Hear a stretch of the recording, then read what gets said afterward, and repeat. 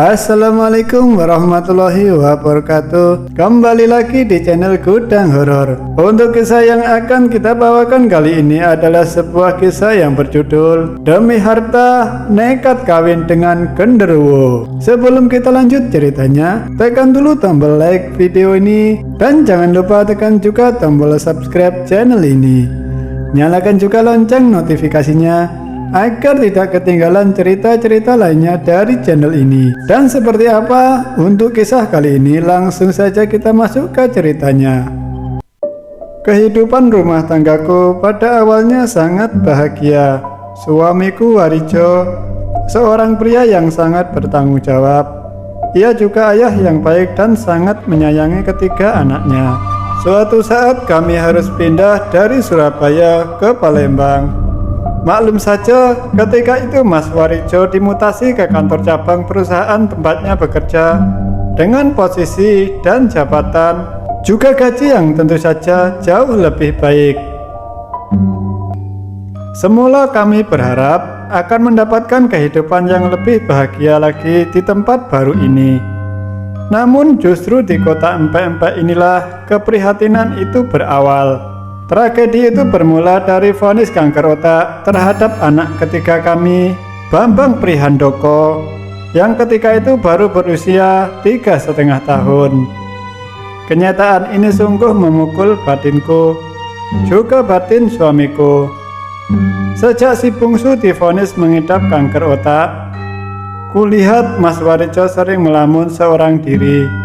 Memang dibandingkan kedua anaknya yang lain, Mas Warijo jauh lebih menyayangi si bungsu. Sejak bayi merah, anak ini memang sering sakit-sakitan, sehingga membutuhkan perhatian ekstra dari kami.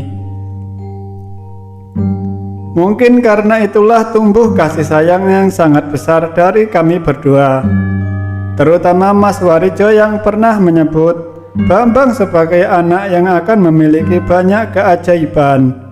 Sebab ketika aku mengandungnya, Mas Warijo mengaku sering bermimpi bertemu seorang kakek bersorban putih, mirip sosok wali, yang menitipkan anak padanya. Namun mimpi hanyalah mimpi, kenyataan tetap berbicara lain. Meski biaya pengobatan si kecil ditanggung oleh asuransi kesehatan dari perusahaan tempat Mas Warijo bekerja, namun karena penyakit yang diderita oleh Bambang relatif langka dan sulit disembuhkan, maka usaha kami membawanya berobat ke berbagai rumah sakit ternama di kota Palembang sepertinya hanya sia-sia saja. Bila sedang kumat, si kecil Bambang sering jatuh pingsan dan kami tidak bisa berbuat apa-apa kecuali hanya membawanya ke rumah sakit untuk sekedar mendapatkan penanganan gawat darurat. Kami hampir putus asa menghadapi keadaan si bungsu. Puncaknya pada musim libur Hari Raya Idul Fitri tahun 2005 silam, kami sekeluarga memutuskan mudik ke kampung halamanku di Wonogiri, Jawa Timur. Di samping ingin berlebaran bersama keluarga, rencananya kesempatan ini juga akan kami gunakan untuk mencari cara alternatif guna mengobati penyakit Bambang. Manusia hanya bisa berencana, sedang Tuhan juga yang menentukan.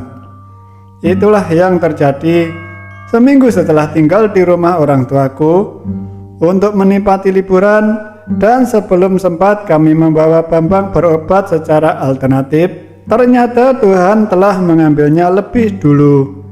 Bambang menghembuskan nafas terakhirnya dalam gendongan ayahnya. Keprihatinan ini terjadi pada 3 hari setelah Hari Raya Idul Fitri. Betapa berdukanya kami sekeluarga karena kepergian Bambang jatuh pada hari yang semestinya penuh dengan kebahagiaan. Apalagi malam harinya, Bambang masih sehat dan bermain-main dengan kami. Baru menjelang subuh, ia pingsan setelah lebih dulu kejang-kejang karena menahan rasa sakit pada kepalanya. Sampai akhirnya ia tak kuat lagi menahan rasa sakit itu. Kepergian si bungsu sungguh merupakan kehilangan yang teramat besar bagi kami sebagai ibu yang merawatnya sejak masih dalam kandungan. Sudah barang tentu sulit bagiku untuk mengikhlaskan kepergiannya. Mas Warico pun sepertinya merasakan hal yang sama. Namun sebagai lelaki, ia sudah pasti jauh lebih kuat jika dibandingkan denganku. Buktinya, walau masih dalam kedukaan, karena masa liburan yang sudah habis, maka itu setelah selamatan 7 hari kepergian Bambang, Mas Warico kembali ke Palembang untuk melakukan rutinitasnya sebagai seorang karyawan sebuah perusahaan swasta. Sementara itu aku sendiri lebih memilih untuk tetap tinggal di rumah orang tuaku. Demikian pula dengan kedua anakku yang ketika itu baru duduk di kelas 1 dan 2 SMP. Mereka tetap tinggal di Wonogiri. Bahkan karena kedekatan dengan kakek dan nenek kedua anakku ini memilih pindah sekolah. Sejak kepergian si bungsu, hari-hari yang kulalui terasa sangat hampa. Berat pula bagiku untuk kembali ke Palembang, mengingat kedua putra dan putriku juga enggan pula untuk menyusul ayahnya pulang ke sana. Karena keadaan ini pada akhirnya aku pun lebih memilih tinggal di Wonogiri. Suamiku cukup mengerti dengan pilihanku ini. Ia tahu pasti kalau kondisi jiwaku masih sangat labil. 5 bulan berlalu sejak kematian si bungsu. Mas Warico masih rutin mengirimi kami uang untuk biaya hidup setiap bulannya. Di bulan ke-6, sesuatu yang tak pernah kuduga sebelumnya terjadi. Kiriman uang dari Mas Warico tak kunjung tiba sesuai jadwal biasanya. Mendapati kenyataan ini, ku coba menghubunginya lewat ponsel miliknya. Tetapi ternyata mailbox. Ketika ku kontak lewat telepon kantor, pihak resepsionis malah mengatakan kalau Mas Warico sudah mengundurkan diri sejak sebulan lalu. Berita ini benar-benar membuatku pusing 7 keliling. Mengapa Mas Warico mengundurkan diri dari pekerjaan tanpa terlebih dahulu meminta pendapatku, atau setidaknya memberitahuku apa yang telah terjadi dengannya? Mengapa ia begitu berani mengambil keputusan yang sedemikian gegabah?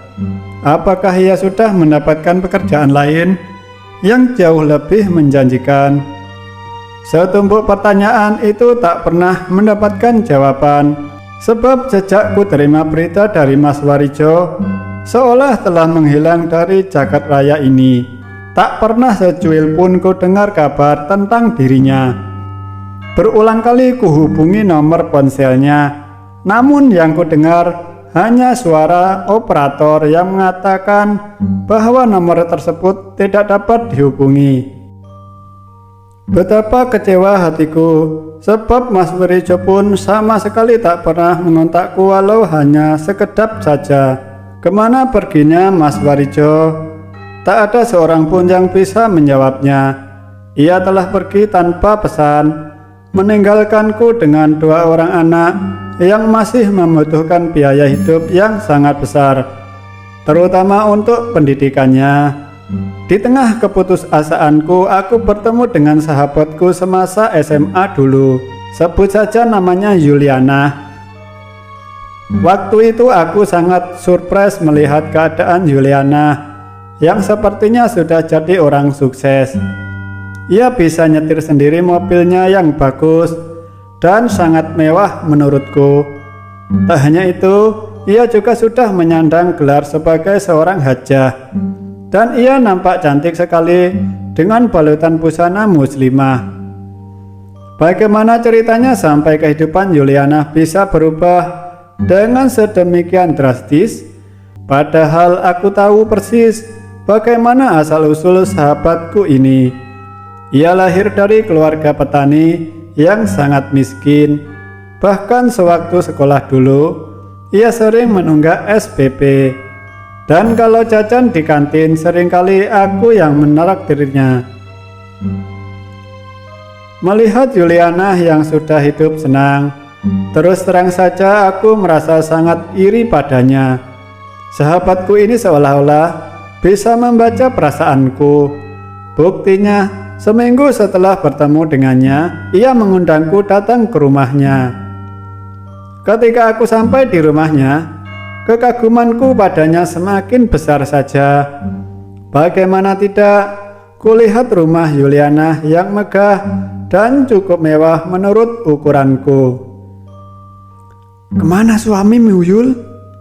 tanyaku ketika itu saat melihat suasana rumah yang sepi. Yuliana tersenyum sambil menyuguhkan cemilan di hadapanku. "Aku sudah 5 tahun menjanda, Red," katanya. Mendengar jawabannya, aku merasa sedikit tak enak hati. Namun, Yuliana sepertinya tidak merisaukan pertanyaanku barusan. Nyatanya ia segera menyambung penjelasannya. "Suamiku selingkuh, jadi kupikir mending bercerai aja. Lagi pula, sekarang ini keadaanku sudah cukup mapan. Karena itu meski mantan suamiku sering meminta ingin kembali, tapi dengan tegas aku tolak. Apalagi kedua anakku juga sudah besar. Mereka tidak pernah menanyakan bapaknya. Ya, beginilah kehidupanku, dan aku merasa cukup bahagia meski tanpa suami. Oh iya, bagaimana keadaan rumah tanggamu, Retno?" Karena ditodong pertanyaan seperti itu, akhirnya tanpa tendeng aling-aling, ku ceritakan bagaimana porak-porandanya keluargaku. Sebagai sahabat, sepertinya Yuliana sangat tersentuh mendengar ceritaku. Ia berkata setelah menyimak ceritaku, "Aku ini tetap sahabatmu, Retno. Karena itu aku ingin melihatmu hidup bahagia. Masalahnya, apakah kau mau melakukan solusi yang akan kuberikan? Dan apakah kau akan mempercayainya?" "Seperti apa solusi yang kamu tawarkan itu, Yul?" Aku balik bertanya. "Kau harus kawin dengan genderuwo." Betapa terkejutnya aku mendengar jawaban dari mulut mungil sahabatku ini. Bagaimana mungkin Yuliana yang sudah menyandang titel sebagai seorang hajah sampai tega hati menawarkan solusi sesat itu padaku? Seolah bisa membaca keterkejutanku, Yuliana buru-buru menyambung ucapannya sambil tersenyum.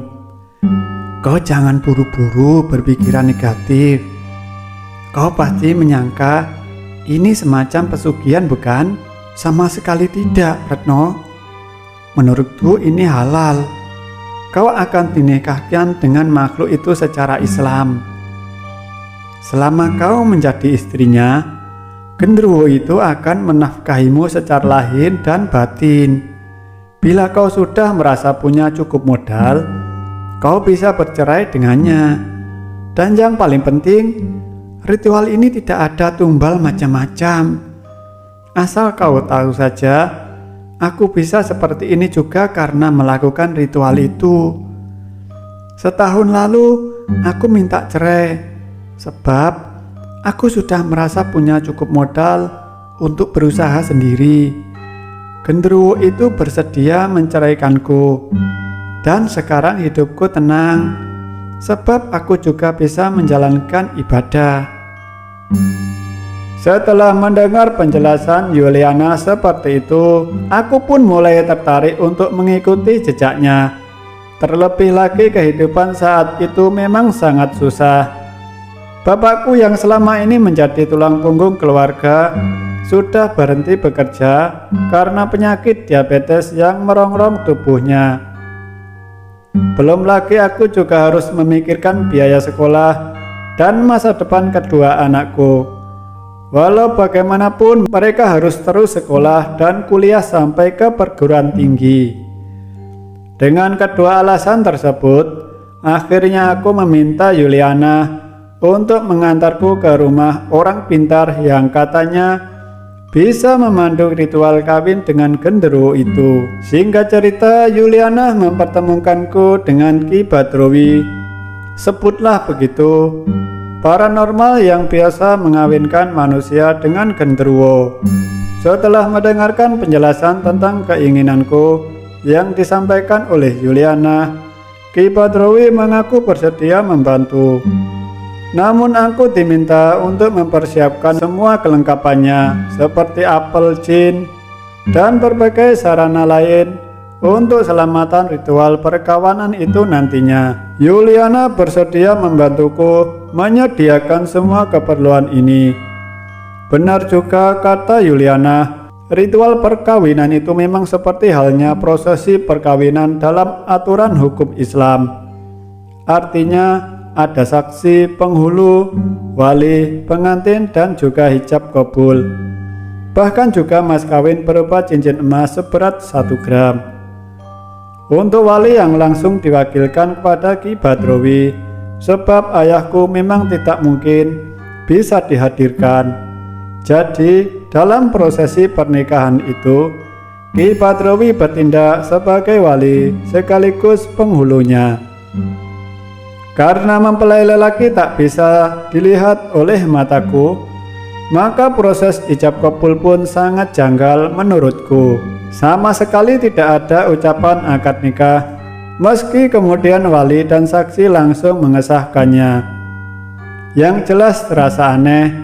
Setelah prosesi pernikahan selesai, Juliana berbisik di telingaku, "Suamimu itu tampan sekali, Retno.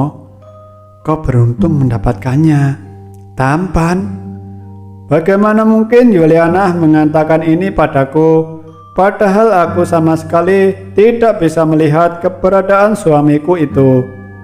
Apakah memang Juliana bisa melihat perwujudannya sehingga ia berkata demikian? Aku tak tahu pasti, yang jelas aku meyakini kalau Juliana hanya membohongiku. Buktinya, aku mengalami ketakutan yang teramat sangat ketika di malam Jumat Kliwon itu, suami gaibku datang dan ingin menjalankan kewajibannya di malam pertama. Memang, sesuai dengan pesan Ki Badrowi, malam pertamaku dengan suamiku yang genderuwo itu akan dimulai persis pada malam Jumat Kliwon. Dan menurut paranormal itu, setelah menjalankan kewajibannya di malam pertama, maka suamiku itu akan memberikan nafkah materinya berupa tumpukan uang dalam jumlah yang lebih dari mencukupi. Persis di malam Jumat itu, kebetulan di kampung tempatku tinggal sedang ada orang hajatan dengan hiburan musik dangdut. Kedua anakku sejak sore sudah minta ditemani nonton. Karena ada niatan khusus, sudah tentu aku menyuruh mereka pergi nonton sendiri-sendiri. Yang tinggal di rumah ayahku yang terbaring sakit dan ibuku yang selalu setia menemaninya. Menjelang pukul 12 malam, kedua anakku pulang dan mereka tidur di kamar depan. Aku sendiri masih menunggu apa yang akan terjadi. Pintu kamarku kunci rapat-rapat. Meski udara malam itu terasa sangat panas dan gerah. Sesuai dengan pesan Ki Badrowi, aku sudah berdandan cantik dengan pakaian yang diaromai oleh minyak khas pemberian dukun itu, yang baunya cukup menyengat. Aku tak ubahnya seperti pengantin perempuan yang sedang menunggu kehadiran sang pengantin pria untuk menikmati bulan madu. Menjelang pukul 1 dini hari, masih tetap tidak terjadi apa-apa. Aku pun mulai lelah menunggu. Sambil menahan kantuk, kurebahkan tubuhku di atas ranjang. Ketika rasa kantuk sudah mulai menggelayuti pelupuk mataku, antara sadar dan tidak aku dikejutkan oleh sesuatu yang terjadi di dalam kamarku. Aneh sekali, sosok bayangan hitam sepertinya tiba-tiba muncul dari balik dinding. Beberapa saat kemudian, bayangan itu makin mempertegas wujudnya. Ya, seorang laki-laki tinggi besar, berbadan hitam dan licin berkilat. Dan yang sungguh aneh, dia sama sekali tidak mengenakan pakaian, walau sehelai benang pun. Siapakah lelaki tinggi besar itu? Apakah dia genderuwo yang telah sah menjadi suamiku? Mengapa sosoknya sedemikian menyeramkan? Padahal Juliana bilang suamiku ini sangat tampan. Apakah Juliana benar-benar sudah membohongiku? Berbagai pertanyaan ini mendera batinku. Kulihat lelaki bugil itu berdiri sambil memandangi tubuhku. Kemudian pelan-pelan ia menunduk dan tangannya menyentuh pipiku. Aku bergidik dan berusaha berontak.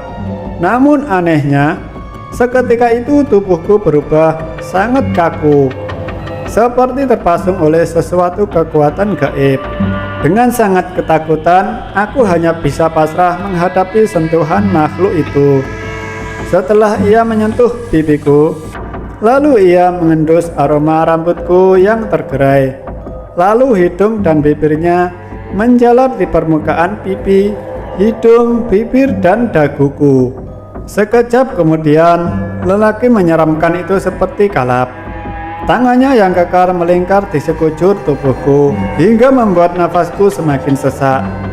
Bibirnya melumat bibirku, dan sepasang kakinya yang licin mengkilat itu mengapit kedua belah kakiku dan berusaha mengangkangku. Tolong! Aku ingin berteriak sekeras-kerasnya, namun celakanya mulutku bagai tersumbat. Teriakanku hanya menggema di dalam rongga dadaku. Tangan pria aneh itu semakin liar menggerayahi tubuhku sebelum akhirnya membuka bajuku dan melepaskan kain yang kupakai. Desah nafasnya yang memburu bagaikan sebuah kekuatan hipnotis yang membuatku hampir saja hilang kesadaran. Tetapi Tuhan menyayangiku. Dalam keadaan yang sangat kritis itu, tiba-tiba saja mulutku berucap dengan lantang, Astagfirullah, Allahu Akbar, la haula wa la quwata illa billah. Ya, sekali ini suara itu benar-benar keluar dari mulutku. Dan yang terjadi di hadapanku sungguh sebuah kenyataan yang sulit dimengerti. Mendadak saja lelaki telanjang itu terpental dari atas tubuhku sambil mengerang keras seperti seekor anjing yang terluka. Bersamaan dengan itu, tubuhku yang semula kaku dapat digerakkan kembali. Spontan aku melompat dari tempat tidur sambil menjerit-jerit memuji kebesaran Allah.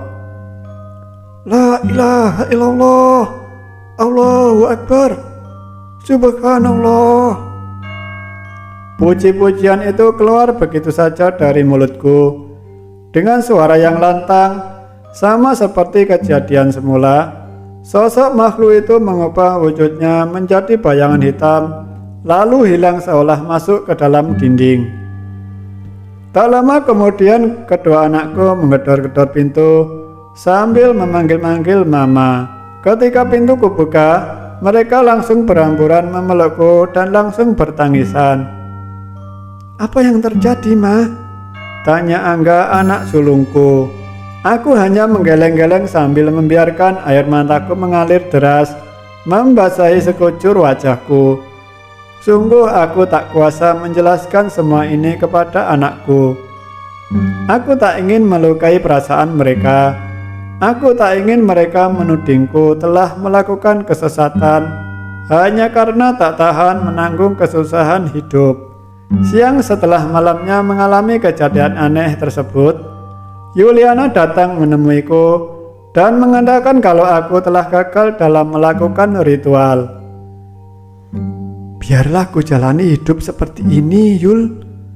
Aku tak ingin lagi melakukan ritual kawin dengan genderuwo itu, kataku setelah mendengar penjelasan Juliana.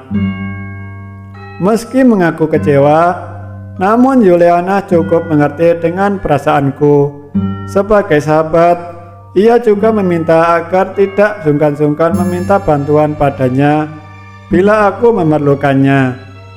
Namun sejujurnya, aku tak pernah berani meminjam uang kepada sahabatku ini, walau dalam keadaan sesulit apapun. Ini semata-mata kulakukan karena aku sangat takut sesuatu akan terjadi terhadap diriku. Ketika kuputuskan mencurahkan kisah ini kepada seseorang, tak terasa sudah hampir setengah tahun peristiwa itu berlalu. Walau begitu, aku masih mengalami perasaan traumatik, sebab bayangan lelaki alam gaib itu masih sering menghantuiku. Ia sering datang dalam mimpiku dan menagih malam pertamanya padaku. Oke teman-teman, sekian kisah kali ini. Bagaimana menurut kalian tentang kisah ini? Silahkan tulis di kolom komentar. Dan silahkan tunggu kisah-kisah horor berikutnya, tentunya tetap di channel Gudang Horor. Sekian, wassalamualaikum warahmatullahi wabarakatuh.